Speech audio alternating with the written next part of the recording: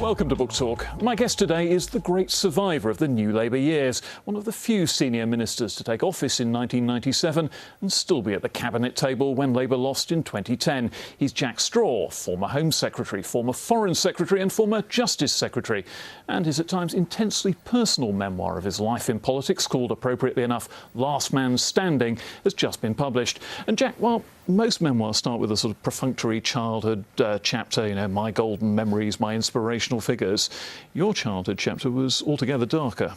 Yes, I'm afraid it was a darker childhood. I owe so much of my life to the support and encouragement of my mother, who I describe in the book as a lioness of a woman, and indeed she was and is. She brought 5 of us up single-handed in very straitened circumstances in a council maisonette. But it was hard. Their marriage was the product of a shotgun wartime liaison. My parents only got married because my mother was pregnant with my elder sister.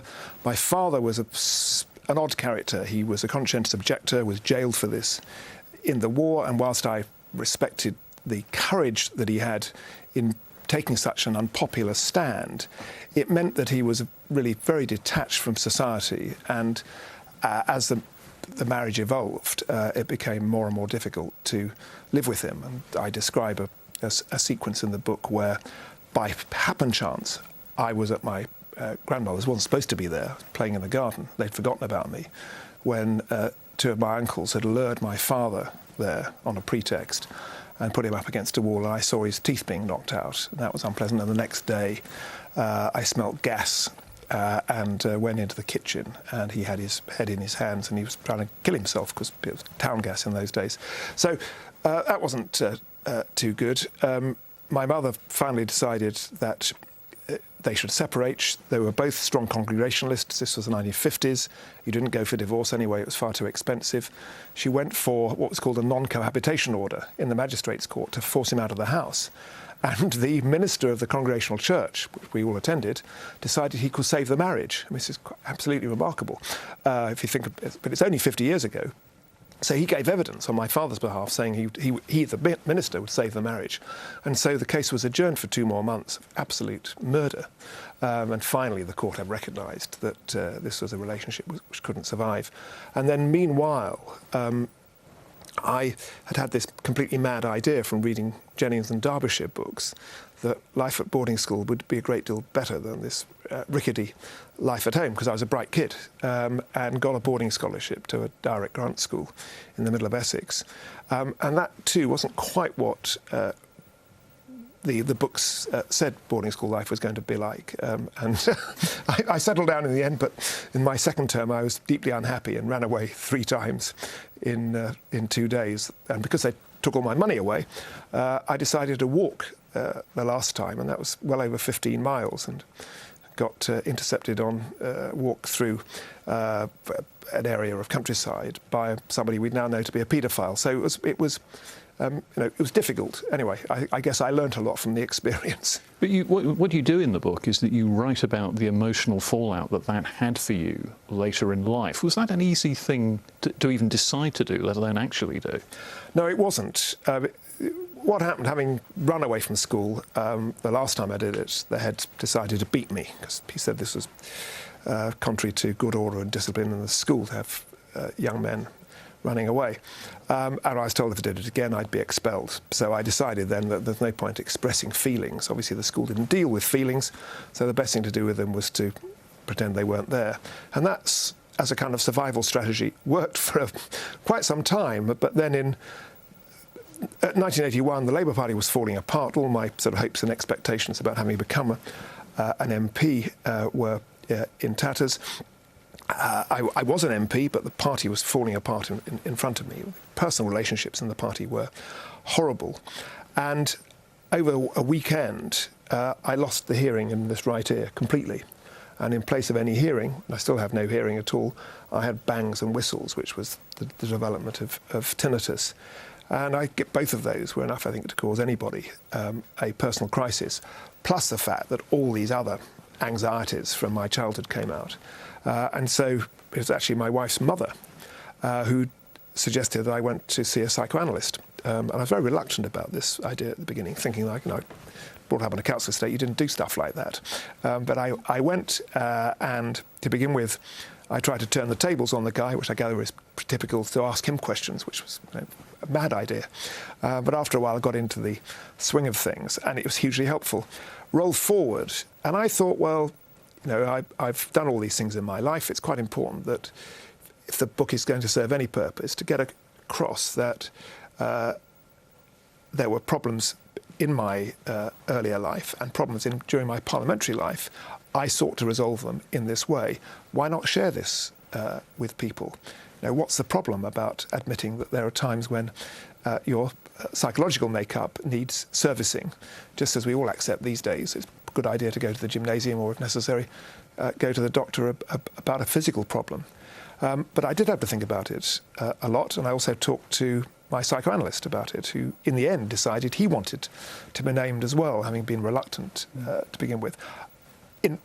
As it's happened, I'm very pleased I have done, and one of the nicest things about having written the book is the letters I've had from people who've had episodes or still have episodes of mental illness, and who say thank you for talking about this as openly as you have. Do you think that there is actually more of this in politics than perhaps you might imagine? I mean, the impression you get in Parliament is all these sort of super confident, high motivated people rushing about. But do you think that behind a lot of facades there are perhaps similar things going on? My guess is that the incidence of psychological issues, problems in Parliament is certainly no less than it is in the general population, and given the challenges that you have in politics, it's probably more. And people who rush around, find things to do all the time, are hyperactive, may be exactly the people who are trying to hide from something. So, yes, I think it's important that people should be open about it. And I actually think that the British public, our voters, our employers, if you like, have reached a stage of maturity where they don't regard this as a kind of terrible black mark. I mean, the reaction in my constituency has been very interesting. People who say, well, fine, pleased that you actually took the trouble to try and sort yourself out. This is now over 30 years ago, because otherwise you might not have been still our MP. Well, indeed. Let's fast forward, because there's an awful lot of ground that's covered in your book. But let's talk about actually arriving in office. The Labour Party survives the crisis you describe in the early 80s. Eventually, under Tony Blair, you win the 1997 election, and there you are in a major office of state as Home Secretary.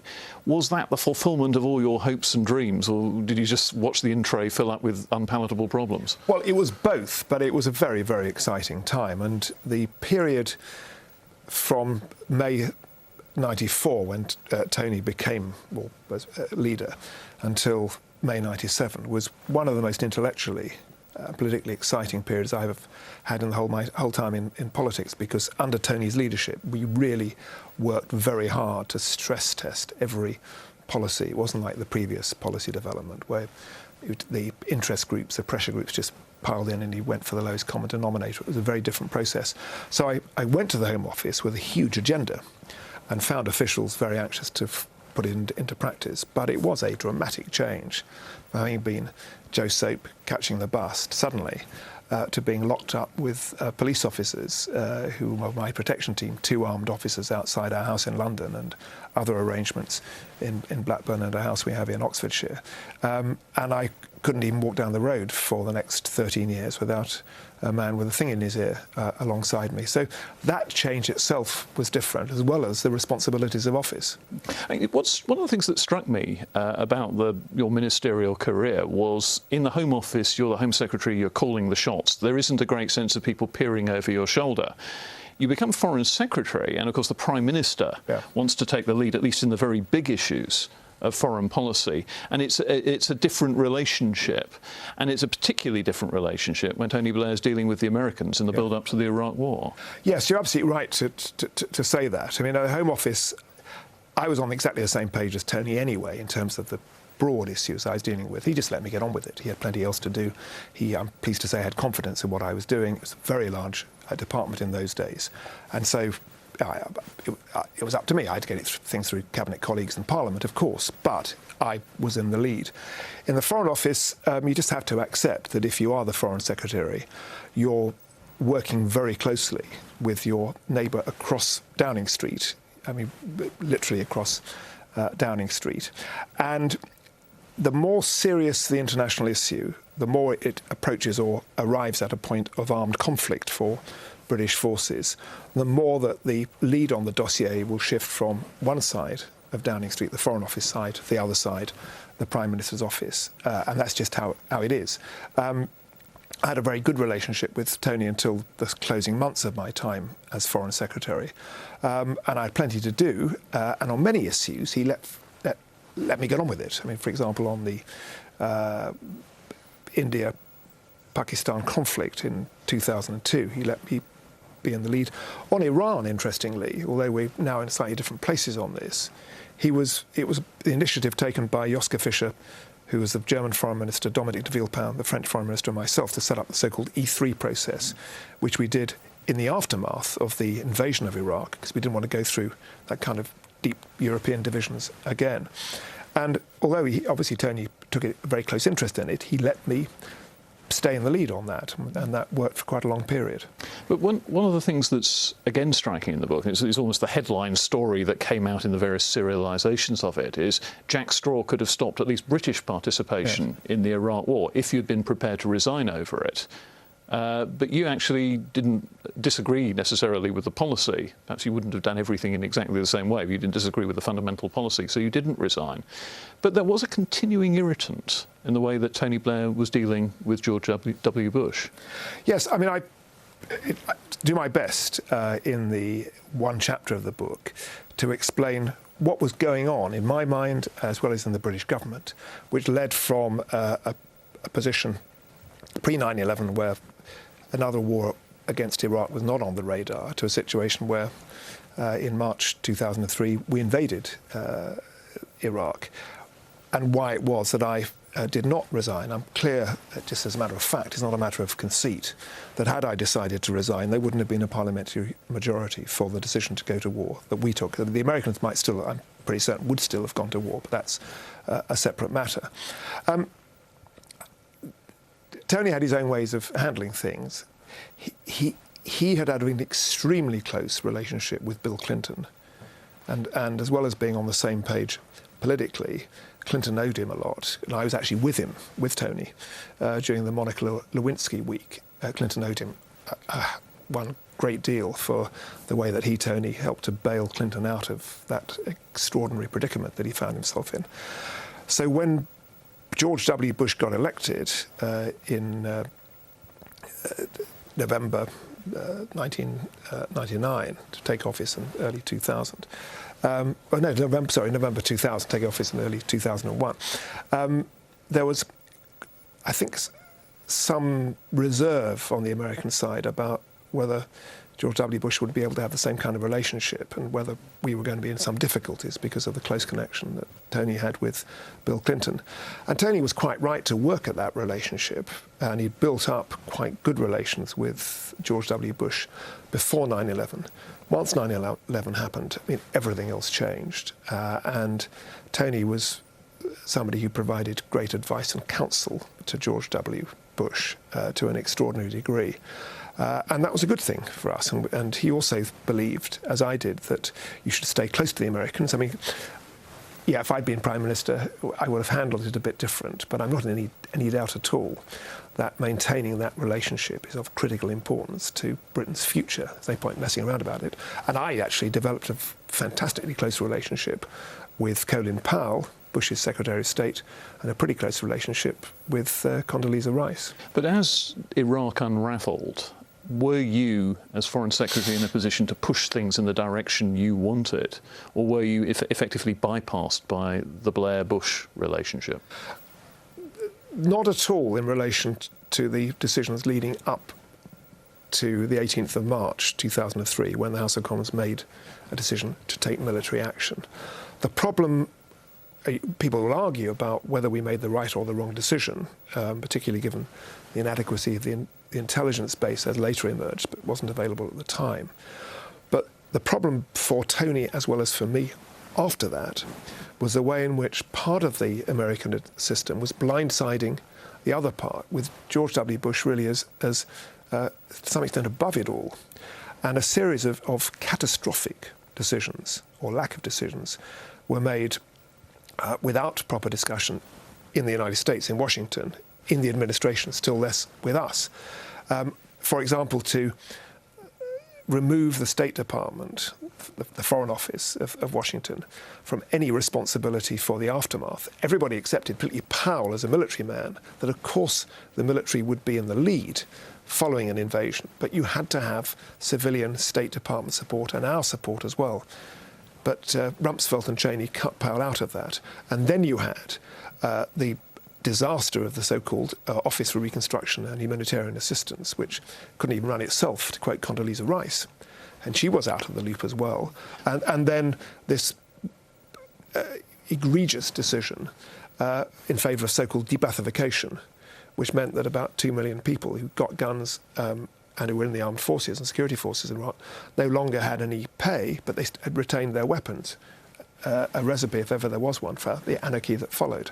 Because there are people who reading the book wonder if part of the reason why Jack Straw didn't weigh in was the kind of psychological issues you discuss in the early part of the book. Were you feeling this imposter syndrome that you talk about might come out if you were to weigh in? You might find yourself simply discarded and not able to exert any influence at all. That's an interesting point. No, I didn't. I mean, I don't think so. I mean, how can you tell for certain? I don't think that was a factor. What was the case that we embarked on a strategy of diplomacy backed by the threat and therefore the possible use of military action. I and Powell, and actually for a long period Tony, were all wanting the diplomacy to succeed, which is why Tony needs to be credited with his achievement in getting Bush to accept the so-called UN route, getting the famous resolution 1441, which was a base for a settlement without any resort to arms. And it remains a total mystery to me as to why Saddam Hussein refused to accept that. He could have complied. It would have been dead easy. And then after that, what I try to describe in the book is how, as you go down this path, the gates marked peace become ever narrower, and the gates marked war become ever wider and more inviting. And in a sense, before you know where you are, bang, you're facing a decision about whether to take military action. And one of the reasons why I adopted a very different approach for Iran was because whilst I supported the Iraq war, and I'm implicated, and I accept that, in the consequences of it, I didn't think that was the appropriate strategy for a second time round for the United Kingdom. Well, whatever the rights and wrongs of the Iraq decision, it proved fairly toxic in the longer term for Labour. And eventually there came a moment when Tony Blair had to go and Gordon Brown had to replace him. By that time, you were firmly in Gordon Brown's camp as his campaign manager. A number of things come to mind at this point. The question that immediately leaps at me, was there ever a moment, in your judgment, where Gordon Brown would have won a general election as Prime Minister? I think if he'd gone for an election 2 or 3 days after he'd become Prime Minister, which was right at the end of June 2007, he would have won. If he'd said then we'll have an election in early September, he probably would have won. I think thereafter, I'm afraid, no. And even then, although Gordon was not to know this, none of us was, that I think he'd have to have done, skipped August and waited till early September, then news about Northern Rock would have come out. And although it would have been profoundly unfair, the charge would have been that he knew about this and he was having the election to try and cut and run. I think we would have won then because he was riding high. And I know the Conservatives thought he would have won.